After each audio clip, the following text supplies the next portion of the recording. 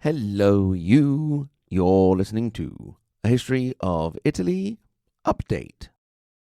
Basically, I just wanted to apologize for being late with the episode. I was doing such a good job at keeping on schedule, thanks in particular to my membership in the Sentire Media podcast network that was keeping me on track since we've all committed to putting out regular episodes. But unfortunately, this time round, I really dropped the ball. The episode is actually half written and I could have pushed it through, but I did have an idea for a sketch as well. And unfortunately, my main actress is at home in these days with laryngitis. She's doing okay in general, but the doctor has said that she shouldn't be talking too much, and so acting at the moment is totally out of the question.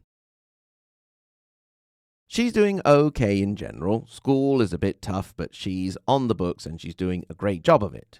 You may or may not know that in Italy, when you get to the age of 14 and finish what we call middle school, scuola media, you actually have to choose a high school. So it's not that everybody goes to the same high school and then chooses different courses there, but you actually choose, at the age of 14, your future. She has chosen a liceo linguistico, where you focus primarily on languages.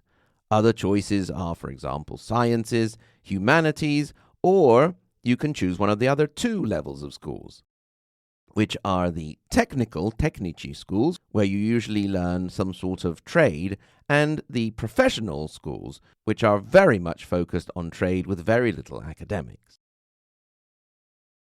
Anyway, the end result is the actress is out of commission for the moment. That allows me to answer a question that some of you have asked about the sketches. Why do you find some episodes without them? Well, the very simple answer is, if something strikes me in my studies as particularly funny, then I try and do a sketch about it. History itself is often more ridiculous than reality. And this time round, imagining the meeting of the captains of Cesare Borgia sitting around plotting his downfall gave rise to a whole series of interesting options. Speaking of the actors of the sketches, the other historical protagonist has left us with a half-empty nest syndrome. Indeed, Mrs. A History of Italy and I have seen our eldest son off to university in the wonderful island of Ireland, particularly in Dublin.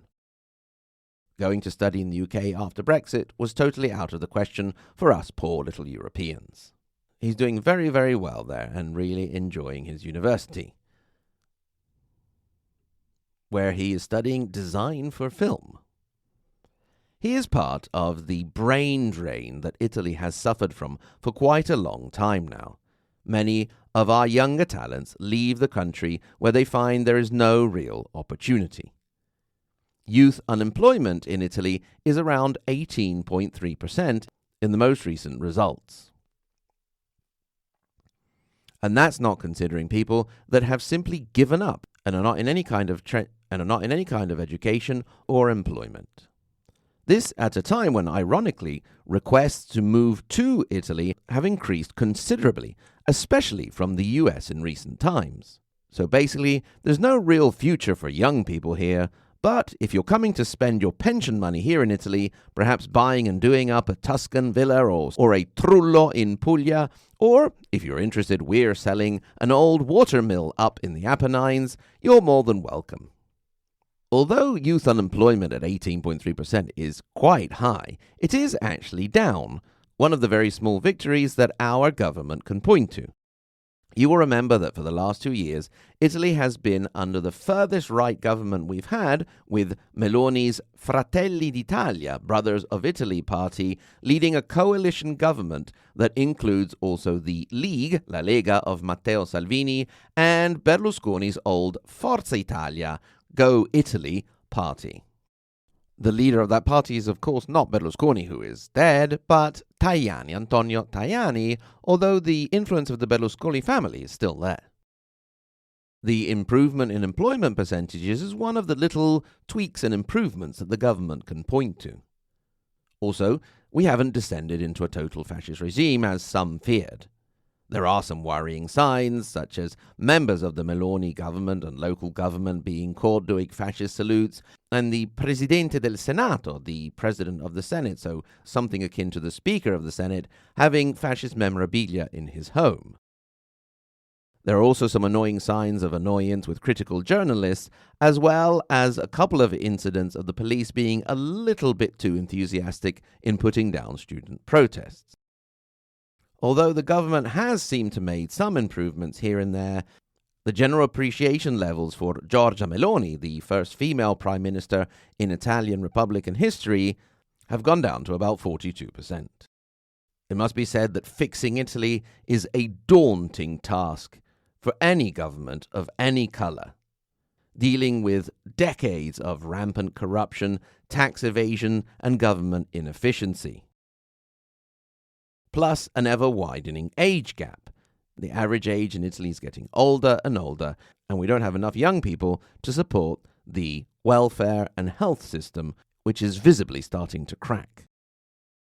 Although you can still get free healthcare in Italy, you can wait up to months or even years for a specific specialistic medical checkup, and many people are actually giving up on taking care of their health.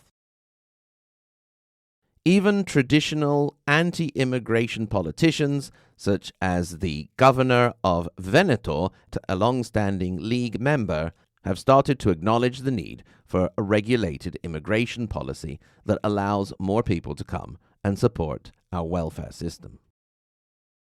So that's a very long-winded way to apologize for the delay in the episode coming out. It will come out regularly next week on Tuesday, including the sketch.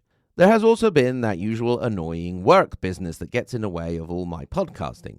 So if you've ever thought of supporting a History of Italy podcast, now would be a great time. You can do so by going to ahistoryofitaly.com, clicking through to the support page and supporting us on Patreon or with a PayPal donation for Christmas. Thank you very much if you do so.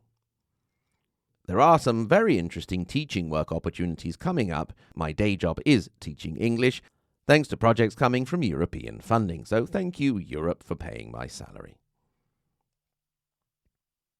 Also, I'm working on that famous surprise. I can tell you now it is a mini-series that will allow me to fill some gaps that I have left in the regular podcast. Look forward to that coming out starting in January, and I'll be giving you more information in the launch episode. Once again, thank you very, very much for listening, and until next week, and until next time, arrivederci.